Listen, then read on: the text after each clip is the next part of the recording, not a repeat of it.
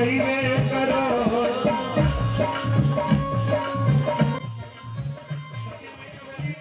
जाऊंगी तो शंकर जी बोले सती ऐसे ही कई न जाओ मेरी मन में।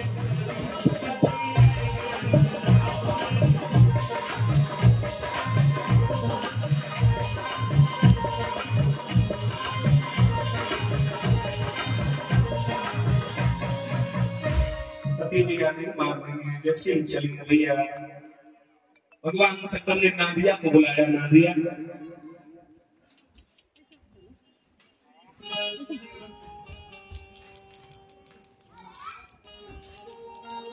हमारे भैया शैलेंद्र भैया 101 रुपए पड़े, ध्यान की रक्षा करेगा भैया। जैसे ही सती जबरदस्ती चली, मैं जाऊंगी माई के पिता के घर। भगवान शंकर ने नादिया को आवाज लगाई, नादिया एक बात बता दे, शंकर जी के पास में जो कोई आया और उसने जो मांगा भगवान भोलेनाथ ने उसको वही दे दिया। लेकिन नादिया के लिए लिखा है, मैंने तो एक जगह पढ़ा है, रावण ने बड़ी तपस्या की भगवान भोलेनाथ की, एक एक करके अपने 10 शीश चढ़ा दिए काट काट के। भगवान शंकर ने कहा क्या चाहिए लंकेश? तो रावण ने कहा मुझे पार्वती को दे दो। शंकर जी बोले ले जाओ। अपनी घरवाली तलक को दान में दिया। लेकिन नादिया नादिया नादिया नादिया नादिया नादिया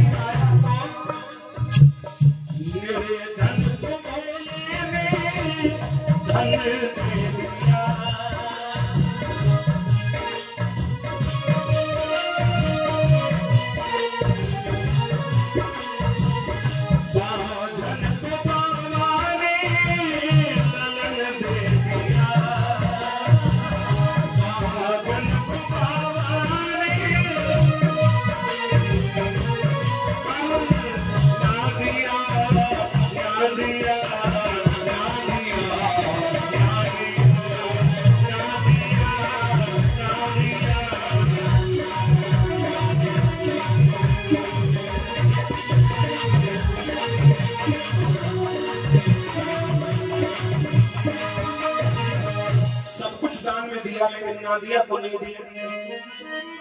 ये नादिया कौन है पता है? भगवान भोलेनाथ के पास आया कैसे? ये नादिया पिछले जन्म में नंदीश्वर नाम का आदमी था, मनुष्य था ये। और भगवान शंकर के पास रोज जाए मंदिर में और रोज बेल और फूल चढ़ा के पूजा करे, केवल बेल पत्ती चढ़ाए बस। एक दिन शंकर जी प्रकट हो गए, बोले बेटा नंदीश्वर मांगो तुम्हें क्या चाहिए? तो इस नंदीश्वर ने कहा कि भोलेनाथ हमें चाहिए कुछ नहीं, हमने जो भी चढ़ा के तुम्हारा पूजन किया है इसके बदले में जो होता है वही मुझे दे दो। तो शंकर जी पे क्या चढ़ाने से क्या मिल जाता है? अगर ये पढ़ना है तो आप शिव पुराण पढ़िए। शिव पुराण में लिखा है, जल के चढ़ाई जमलोक अगर किसी ने जल चढ़ा दिया तो यमलोक का रास्ता उसके लिए बंद, स्वर्गलोक जाओ। जल के चढ़ाई जमलोक तय उबार दे, चावल चढ़ाए चक्रवर्ती कर दे। अगर तुम्हें नेता बनना हो, कोई राजनीति का पद हासिल करना हो तो शंकर जी पे चावल चढ़ाओ। और दीप के चढ़ाए थे दीप सातों दे देते हैं, और बेल के चढ़ाए थे भोला संगी ले ले। जिसने बेल पत्रों से पूजन किया, पार्वती मैया ने किया था, नादिया ने किया था, तो भगवान शंकर ने कह दिया था जाओ नंदीश्वर, अगली बार तुम कामधेनु गाय के बछड़ा बन के आओगे, हम तुम्हें अपने साथ में रख लेंगे, दुनिया में सबको सब कुछ दान में देंगे। लेकिन तुम्हें कभी किसी को दान में नहीं देंगे। तो ना दिया, किसको नहीं दिया? हाँ, जैसे ही आवाज लगाई ना दिया आ गया, बताओ प्रभु क्या आ गया है? बोले ऐसा करो, अब देखो सती मान नहीं रही, तुम इनके पिताजी तक के घर तक छोड़ा, पीठ पे बिठा दिया, ये पैदल जाएगी तो हमारी हंसी होगी, इतने बड़े देवता की घरवाली वो आई तक पैदल चली गई, सवारी इन्हें छोड़ के आओ। नादिया ने जैसे ही सती को अपनी पीठ पे बिठाया और जैसे ही नादिया पहुंचा महाराज दक्ष के दरवाजे, सती मैया के मायके में 60 बैले थी, 60 सब दौड़ दौड़ के आ गई, सब मजाक कर रही है, दीदी तू कौन लेट आई का चिट्ठी लेट में नहीं थी, तो सबको बताया चिट्ठी करी नहीं, हंसी कर रही है, सब मजाक कर रही है। ऐसे ही सब बहनों ने मजाक किया, सती को थोड़ा बुरा लगा। तब तक माँ आ गई और माँ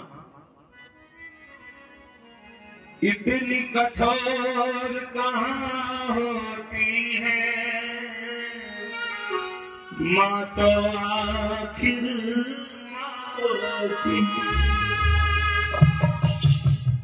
मैया ने दौड़ के गले से लगा लिया, बेटी सती तू भले चली गई, मैं सोच रही थी तेरे लिए निमंत्रण कार्ड नहीं गया है, चिट्ठी नहीं गई है, तो पता नहीं तू आए कि नहीं आई, मैं तुझे बहुत मिस कर रही थी, बहुत याद कर रही थी, बेटिया तू आ गई, बहुत अच्छा किया, आ जाओ भीतर आ जाओ। मानने की नहीं थी सती जी को। अब सती ने सोचा मैंने सब मजाक कर रही, वहां पे पति से लड़के आई हूँ, अब मैं जाऊं तो कहाँ जाऊं। सती मैया ने सोचा जहाँ यज्ञ हो रहा होगा, हवन कुंड जहाँ हो रहा होगा, तो मेरे पति आए जरूर नहीं, लेकिन मेरे पति का यज्ञ कुंड में स्थान होगा, मैं वही बगल में बैठ जाऊंगा, तो जब यज्ञ समाप्त हो जाएगा तो मैं चुपचाप लौट जाऊंगा, मैं किसी से बात नहीं करूंगी, नहीं तो झगड़ा हो जाएगा यहाँ पे। सती मैया जैसे हवन कुंड के पास पहुंची, अब जरा ध्यान, सती मैया देख रही है इंद्र बैठा है इंद्राणी के साथ, ब्रह्मा जी बैठे ब्रह्माणी के साथ, विष्णु जी लक्ष्मी जी के साथ बैठे, पूरे हवन कुंड पे चक्कर लगाया सती मैया ने, लेकिन भगवान भोलेनाथ का स्थान ही ये यज्ञ महाराज दक्ष ने भगवान भोलेनाथ का अपमान करने के लिए करवाया था, शंकर जी को स्थान नहीं दिया हवन कुंड में। और एक बात बता दें, जिस यज्ञ में भोलेनाथ को स्थान नहीं है वो यज्ञ कभी पूरा हो ही नहीं सकता ना।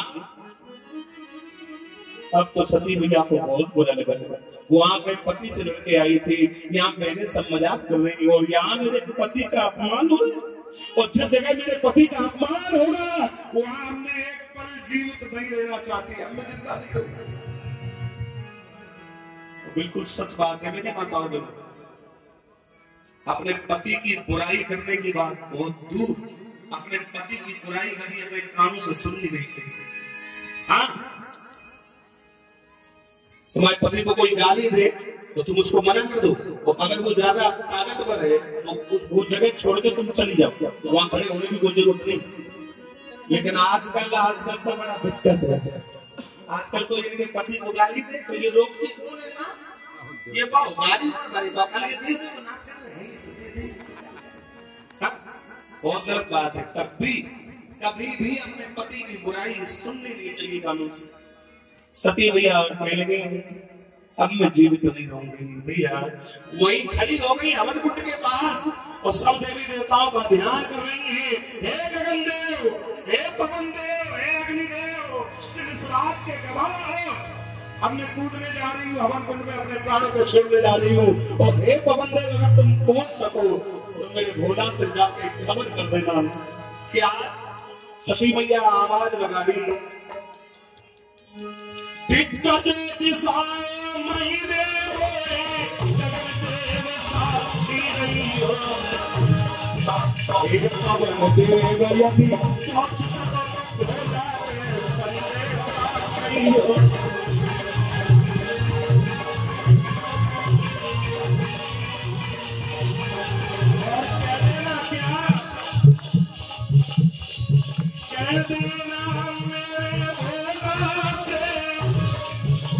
सती कुंड में जाती है, पाप के कुटिल अन्यायों पर देवी बलिदान चढ़ाती है।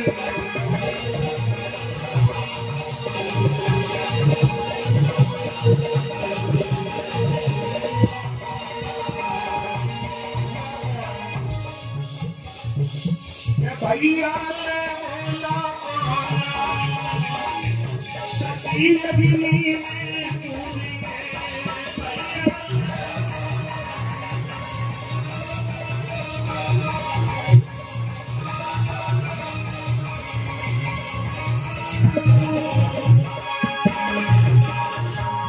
ऐसे ही सती मैया हवन कुंड में कूदी, चारों तरफ हल्ला मच गया, सती स्वाहा सती स्वाहा सती स्वाहा। ऐसे ही नादिया ने सुना सती स्वाहा। नादिया दौड़ता हुआ भोलेनाथ के पास पहुंचा, बोले प्रभु गजब हो गया, अनर्थ हो गया, क्या हो गया? बोले सती स्वाहा। जैसे ही सुना शंकर जी ने सती स्वाहा, शंकर जी ने अपनी जटा पकड़ी और जैसे ही जटा पत्थर पे पटकी तो वीरभद्र नाम का अगर प्रकट हो गया। बताइए प्रभु क्या आगे है? भगवान शंकर ने कह दिया जाओ राजा दक्ष का पूरा यज्ञ विध्वंस कर दो। वीरभद्र जैसे ही यज्ञ कुंड में आया, जितने महात्मा जितने यज्ञाचार हवन करवा रहे थे, किसी का हाथ तोड़ दिया, किसी का पैर तोड़ दिया, किसी की आंख फोड़ दी, किसी के कान नोच लिए, सब यज्ञाचारों को घायल कर दिया। वीरभद्र किसी से मारे नहीं मर रहा है, अरे वो तो शंकर जी का दूसरा रूप है, वो कैसे मरे? कोई नहीं मार पा रहा। अंत में वीरभद्र पहुंचा महाराज दक्ष के पास, सती के पिता के पास।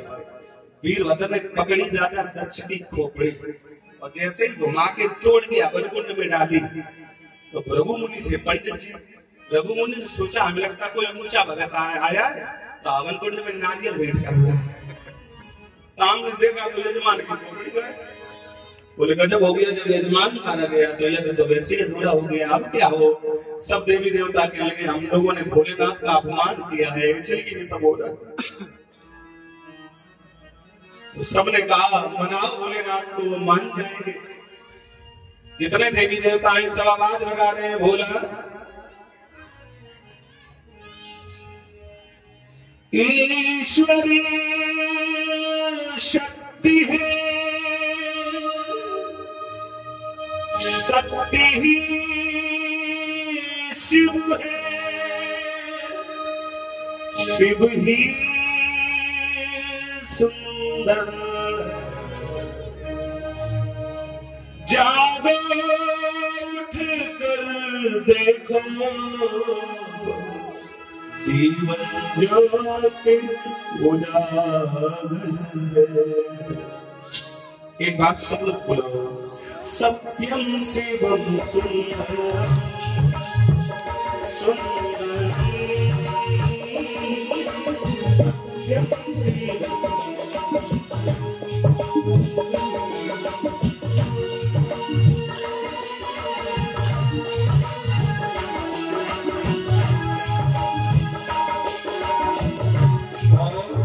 ईश्वर शक्ति है, शक्ति ही शिव है, शिव ही सुंदर है। सत्यम शिवम सुंदर सुंदर, सत्यम शिवम।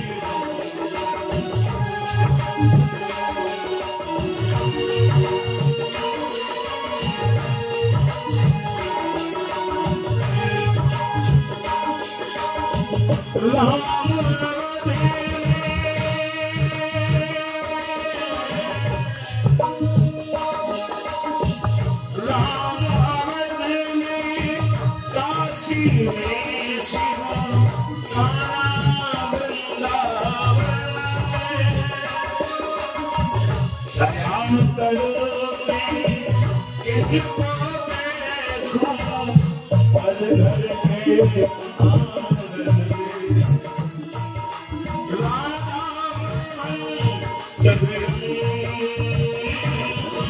सत्यम शिवम सुंदर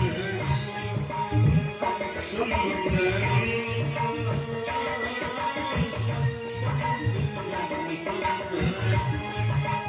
ईश्वर शक्ति है, शक्ति ही शिव है, शिव ही सुंदर है।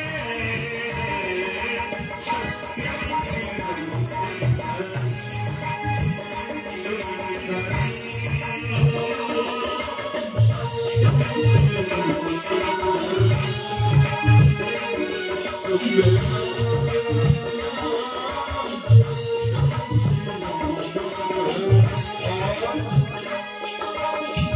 एक गगन है,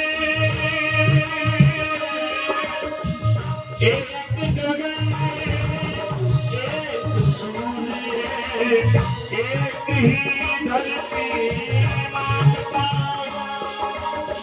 दया करो सब एक बने हम, सबका एक से नाता, राधा मोहन सदन सत्यम शिव सुंदर सुंदर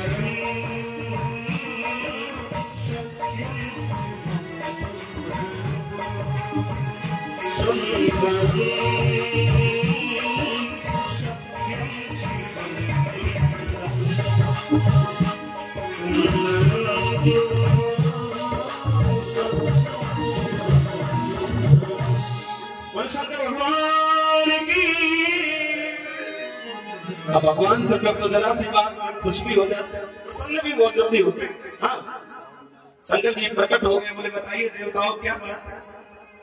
अरे बात क्या है, किसी का यज्ञ बीच में खंडित हो जाए तो अच्छी बात है।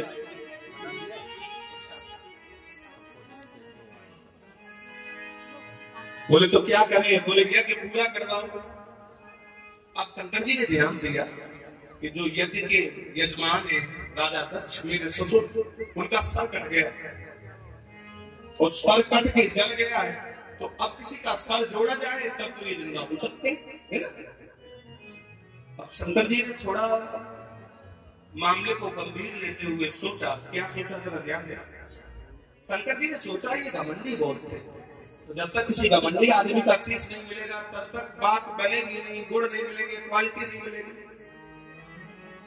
जैसे कोई बीमार हो जाए, उसे ब्लड की जरूरत हो, खून की जरूरत हो, तो रोगी का कौन सा ग्रुप होगा उसी ग्रुप का उसे ब्लड दिया जाएगा। दूसरे ग्रुप का अगर ब्लड दे दिया तो वो और ज्यादा बीमार हो जाएगा। तो कहो घमंडी आदमी का शीश लाए तब ये जीवित हो। और शंकर जी ने सोचा दुनिया में सबसे ज्यादा घमंडी कौन है? कौन है? अरे शंकर जी ने सोचा सबसे घमंडी है बकरा। बिल्कुल सही बात है। तुम बकरे के पास जाना, बकरे से कहना मुख्यमंत्री कौन? कहेगा मैं। किसान ने गंदी थी। बकरे से कहना दरोगा जी कौन? कहेगा मैं। कहना प्रधानमंत्री कौन? कहेगा मैं। बकरा जब बोला तब मैं बोला, तू कभी बोला ही नहीं। तू बोला जब बोला, बकरे को जब छुरी से काटा गया तो उसकी जब खाल निकाली गई और उस बकरे की खाल से जब ढोलक बनाई गई और जब ढोलक बजी तब वो मरी हुई खाल बोली टू, तब से टू निकलता है। भैया जीता जी तो इसने नहीं बोला ना, मरने की बात बोला भैया। तो एक बकरे का शीश लिया और जैसे ही महाराज दक्ष के जोड़ा गया और महाराज दक्ष जैसे ही जीवित हुए, अब बकरे का शीश लगा, जैसे ही जिंदा हुए तो मुंह से मैं निकल गया। जैसे ही मैं निकला तो भगवान भोलेनाथ बोले अच्छा रस्सी जल गई लेकिन अकड़ नहीं गई। हाँ बोलो भैया तुम में भैया। अरे मैं मरी मैं धारी मार डाला,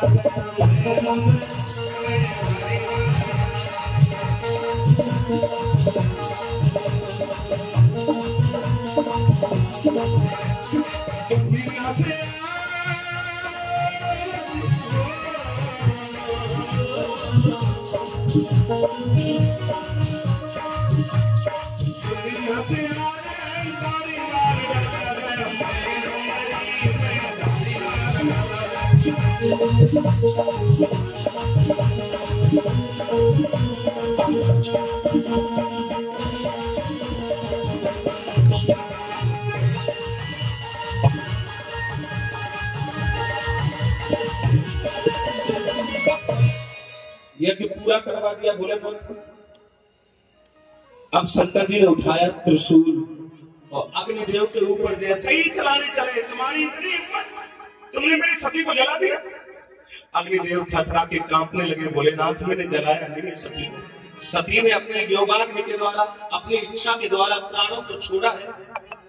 जब सती मेरी गोद में गिरी थी तो मैं बर्फ से भी ज्यादा शीतल हो गया था, मैंने जलाया नहीं सती। तो लाव सती का शरीर कहां है? अग्निदेव ने जैसे हवन कुंड से मरी हुई सती का शरीर निकाल के दिया भोलेनाथ को। अब जरा ध्यान देना, शंकर जी मौत के देवता हैं। 3 देवता हैं, ब्रह्मा विष्णु महेश। तीनों लोगों के काम अलग अलग हैं। ब्रह्मा जी जन्म देते हैं, विष्णु जी सबको भोजन देते हैं और शंकर जी सबको मौत देते हैं। मौत के देवता हैं भोलेनाथ। तब एक नाम है महाकाल। हाँ, और श्लोक में भी लिखा है कर्पूरगारम, कपूर की तरह गोरे, करुणावतारम, करुणा के अवतार, संसार सारम, सारे संसार को प्रलय में मृत्यु देने वाले। हाँ, शंकर जी मौत देते। 3 देवता हैं, इनको अंग्रेजी में कहा जाता है ईश्वर, गॉड। हिंदी में कहते हैं ईश्वर, अंग्रेजी में कहते हैं गॉड। और गॉड की स्पेलिंग देखना, GOD। इसका मतलब समझ लो, जी का मतलब जनरेटर, मतलब उत्पादक, मतलब ब्रह्मा जी। ओ का मतलब ऑपरेटर, मतलब संचालक, मतलब विष्णु जी। डी का मतलब डिस्ट्रॉयर, मतलब संहारक, मतलब भोलेनाथ। तभी तो कहा जाता है गॉड। भैया जो मौत को देते हैं, आज वो मौत को देख के रोने लगे। शंकर जी रो रहे हैं सती को अपनी छाती से लगा। तभी तो लोग गाते हैं क्या, और ब्रह्मा लूट जाने विष्णु लूटे, और शंकर को नचाए दिया माया ठगनी ने मौत। हाँ, उससे कोई बचा नहीं, सबको लगा दिया इसने। चिंता सांप कान खाया तो जग जन्म व्यापी माया, कोई बच नहीं पाया उस माया से। शंकर जी रोने लगे, सती को अपनी छाती से लगा। शंकर जी आवाज लगा रहे हैं, मैंने सती कितना रोका था, न जाओ, लेकिन तुम नहीं मानी। शंकर जी आवाज लगा रहे हैं सती, और सती देख तेरी निशानी करो, सती देख तेरी निशानी करो,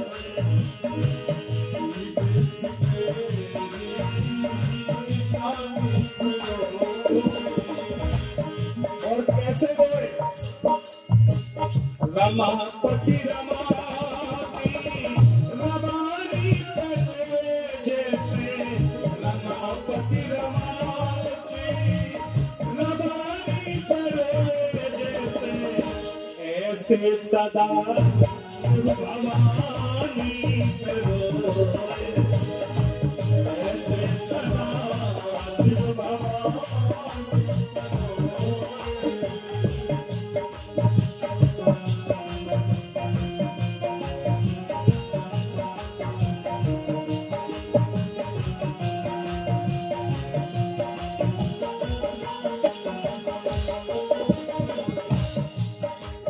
शंकर जैसे ही रोए तो विष्णु जी ने देखा, विष्णु जी ने सोचा जो मौत को देने वाला है, तो अगर मौत को देख के रोएगा तो मरेगा, फिर तो कोई मरेगा ही नहीं।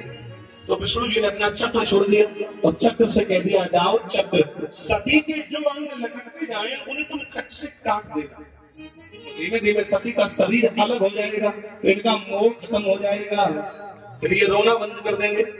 सती के जो अंग लटकते जाए चक्र खट से काट दे, अंग वही कट के गिर जाए। जहां जहां पे सती मैया के अंग गिरे वही वहीं पे बड़े बड़े कस्बा, बड़े बड़े शहर बन गए। जहां पे सती जी की नाक कट के गिरी वहां नागपुर महाराष्ट्र, जहां हाथ कट के गिरा वहां हाथरस उत्तर प्रदेश, जहां कान कट के गिरा वहां कानपुर, जहां वे जल के गिरी तहां जरेला पुरवा, जहां बढ़ के गिरी तहां बरोला, जहां सर गिरो तहां सर गणो, जहां कछु नहीं गिरो तहां मूसर गांव। चलो ये बात तो हो गई आश्रस की, अब थोड़ा अध्यात्म समझ लो। सती कई जहां जहां गिरे वही मुद्दे बड़े बड़े मठ बड़े बड़े पीठ बन गए। जहां नेत्र गिरे नैना देवी, जहां चोटी गिरी चोटीला देवी राजकोट, जहां पे हृदय गिरा अंबा देवी बनासकांठा गुजरात, अंबा जी ना? जहां पे मैया के चरण गिरे वहां पे पग देवी है ना, और जहां पे अंत में शरीर गिरा बचा हुआ वहां पूर्णागिरी कहलाए। बोले पूर्णागिरी मैया की। सती इस जन्म में तो समाप्त हो गई और भगवान शंकर समाधि लगा गए, समाधिष्ठ हो गए भोलेनाथ। तो अगली बार सती मैया कहां जन्म लेके आएंगे? आपको कभी जम्मू कश्मीर जाइए तो यहाँ से चलेंगे दिल्ली जाएंगे, दिल्ली से पंजाब, पंजाब से जब चलेंगे जम्मू के लिए तो एक प्रदेश मिलता है, बहुत ठंडा प्रदेश है, वहां सेब बहुत होता है, एप्पल बहुत होता है, नाम है हिमाचल, हिमाचल प्रदेश। यही के राजा हैं, इनका नाम है हेमांचल। हेमांचल जी ने एक प्रदेश बसाया था तो इस प्रदेश का नाम पड़ गया हिमाचल प्रदेश। इनकी रानी का नाम है नैना। ये दोनों बड़े बहुत अच्छे राजा हैं। इन्होंने दुर्गा मैया की बड़ी तपस्या की। जब दुर्गा मैया प्रसन्न हो गई, क्या चाहिए? बोले हमारे घर में एक बेटी दे दो, एक कन्या दे दो। सुनो, हमें धन नहीं चाहिए, महल नहीं चाहिए, एक बिटिया दे दो। दुर्गा मैया ने कृपा कर दी और इन्होंने कहा मां, और दर छोड़ के और कहां जाओ। एक बार सब लोग बुला लो मां को। दूजा कोई द्वार न मिले, दर छोड़ के और कहां जाओ।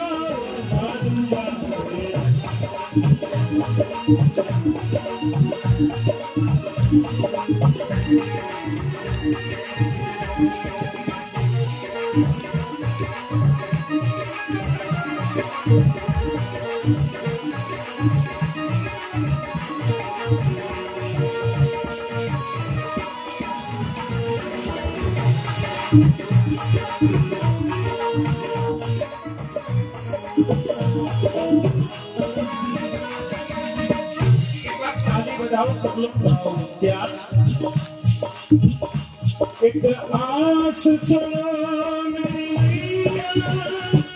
विश्वास सुनो मेरी,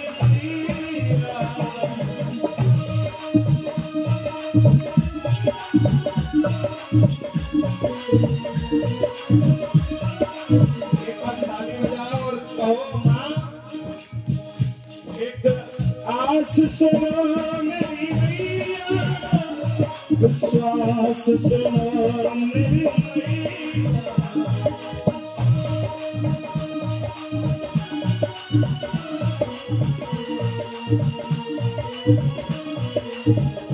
अपनी बीती और का बताऊं, अपनी बीती और का बताऊं, मां तुझा कोई हाल नहीं, छोड़ के और कहां जाऊं।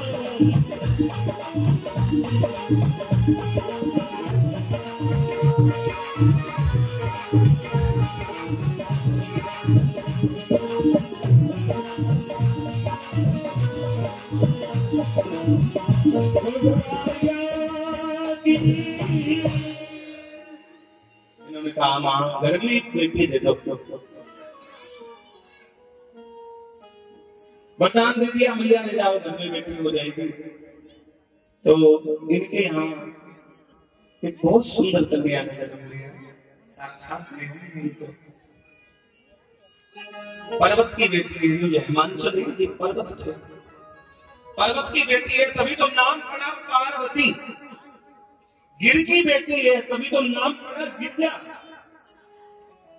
बेटी सुंदर कितनी है पता है? भागवत में श्लोक लिखा है, पार्वती नाम तस्यासीत कन्या कमल लोचना। बेटी इतनी सुंदर है, इतनी सुंदर है, बेटी की दोनों आंखें ऐसे लगती हैं जैसे दो कमल के फूल खिले हो गए, इतनी सुंदर है। वो क्यों ना सुंदर हो, वो तो साक्षात देवी है ना। जब पार्वती छोटी सी थी 6-7 वर्ष की, तो भगवान का भजन करने के लिए चली पार्वती। पार्वती मैया जा रही भजन करने के लिए। पहले मेरे देश की छोटी छोटी कन्याएं वन में जाती थी, भजन करती थी, तपस्या करती थी, तब इन्हें पति के रूप में राम और श्याम मिलते थे। और आजकल भजन कौन करना है ना, मोबाइल में चलता है जीवनसाथी.com। बहुत गलत बात है। पिता का घर कोई होटल नहीं है जो 20 साल मनमाना खाएगा और फिर अपनी इच्छा से विवाह किया जाता है। बहुत गलत बात है। शादी वहां होनी चाहिए जहां माता पिता की इच्छा हो। हाँ,